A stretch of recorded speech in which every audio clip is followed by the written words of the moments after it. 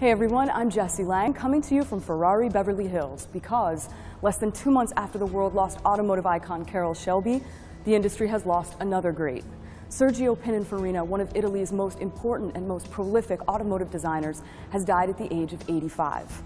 Although he's known for designing the elegant bodies of some of the most popular cars ever made by Ferrari, Alfa Romeo, Maserati, and Fiat, his accomplishments did not end there.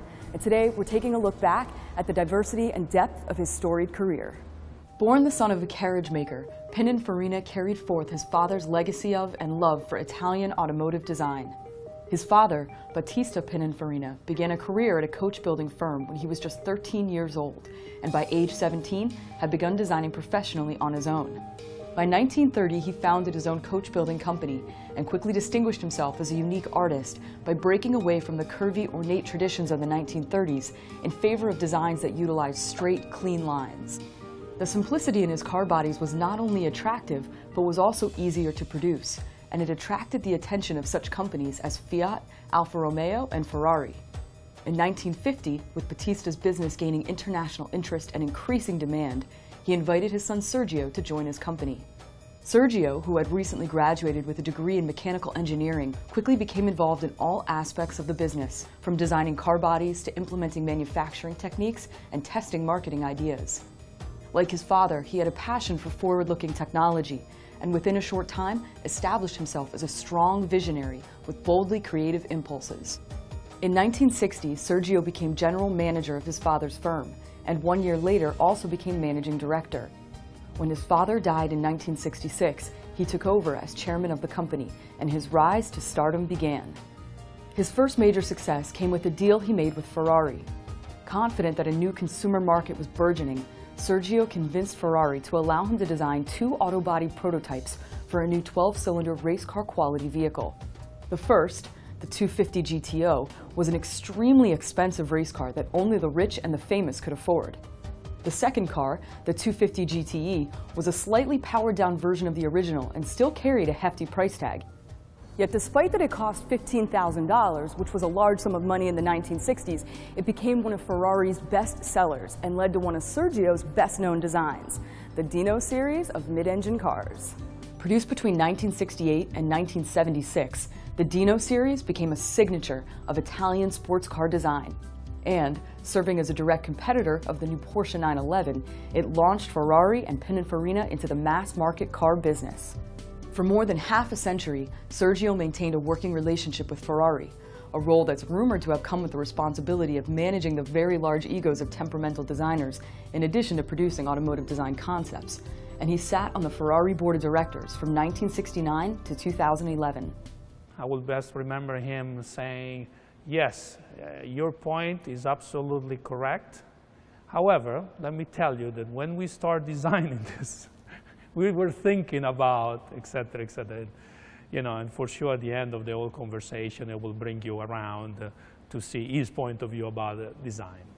Over the years, while still serving as a design leader at Ferrari, Sergio expanded his reach and influence by building relationships with and producing designs for car makers such as Alfa Romeo, Fiat, Maserati, Rolls-Royce, Bentley, Volvo, Mitsubishi, and Peugeot. Even the American-made 1963 Chevrolet Corvette Rondinette and the 1986 Cadillac Alante bore his name. Among the things that made his expansion possible was Sergio's decision to move the Pininfarina company into custom short-run manufacturing. This allowed him to create a source of revenue beyond design and coach building, and to construct modern facilities where designers could thrive while maintaining the brand's level of excellence, as represented by the famous F and Crown logo. The success of models like the Alfa Romeo Giulia and the Fiat 124 Spider became important achievements, and by the mid-1980s, his firm was designing prototypes for models that sold about 50,000 units a year, compared to the roughly 500 units sold in the early 1960s. With his success, Sergio had the freedom not only to design high-end and even one-of-a-kind vehicles for the extremely wealthy, but also the ability to produce more affordable cars. While he was proud of the work he did with upscale automakers, he often expressed even greater pride in the designs he produced for Mitsubishi and Peugeot, because they allowed him to bring more stylish automobiles to a wider, more mainstream audience. Though his design portfolio is voluminous, the general public has become familiar with many models, thanks in part to popular culture.